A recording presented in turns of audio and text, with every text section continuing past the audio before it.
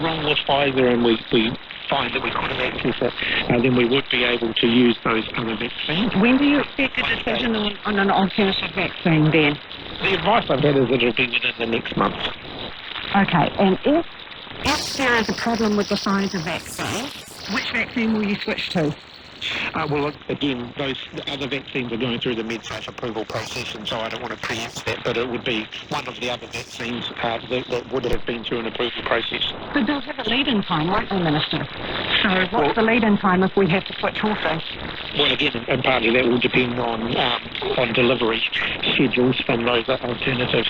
But that's Plan B, and obviously at the moment we're still completely focused on Plan A. And I have heard nothing from Pfizer and from the people who have been negotiating with Pfizer to suggest that we're definitely concerned that they're not going to be delivering in the vaccines that we've purchased from them.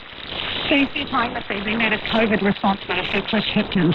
Homai Ufakaro, what do you think about the vaccine timeline? Have you had one dose? Are you waiting on a second? Or are you in group 3 and still waiting to hear when you're going to get your first dose? You can text us on 2101, tweet us at Checkpoint RNZ or email checkpoints@rnz.co.nz. A New Zealander who is associated with Islamic State will return to New Zealand after their passport or citizenship of another nation was revoked. In a High Court judgment released this afternoon, Justice Ellis said the person poses a real risk of engaging in terrorism-related activities on their return to New Zealand. As such, they'll be closely monitored under a 1-year interim control order, which was sought by the Police Commissioner, Andrew Costa. It's the first time such an order has been granted under the Terrorism Suppression Act. With more on this story, we're joined by our reporter, Ben Strang, in the Wellington studio. Ben, what are you able to tell us about this person? We don't know a great deal about this person. Justice Ellis has imposed strict suppression orders around this person, so we can't report the person's name. We don't know their address or occupation, and that includes any identifying particulars about the person. Throughout the court file, this person is simply referred to as R.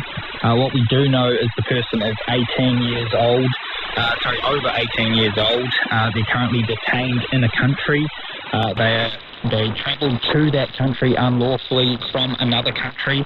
We don't know the details of those countries. Those are suppressed. They're not allowed to stay in that country, however. They're also not allowed to enter any other country, so repatriation to New Zealand is the only option for that person.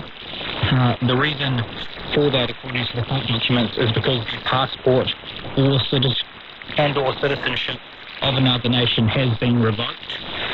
The name of that nation, again, has been suppressed, but they have been deemed a security risk by that country due to their terrorism-related activities. And now, as far as the repatriation to New Zealand, the court documents say that the time frame for that is not certain yet due to COVID-related and other issues. Ben, what sort of conditions did the Crown want for this person's return to New Zealand? Basically, the police wanted an element of control over this person should they return to New Zealand, given their history with Islamic State. They sought and were granted an interim control order, as you mentioned, under the Terrorism Suppression Act, which is the first one that's been granted in New Zealand. And under one of these orders, you basically restrict a person's human rights, which is why it's such a big deal. They're only given out in extreme circumstances, cases where people have links to terrorism, which is why it ticks this box in this case. Hence, we're seeing it for the first time. And so, why was it deemed necessary to go to these lengths? There's a fairly long list. They're stuck in New Zealand for one, which isn't a big deal given the global climate, I guess. But they have to hand in their passport, any passports or travel documents they have to hand in. They're not allowed to be in possession of any of those, any passports or travel docs at any time.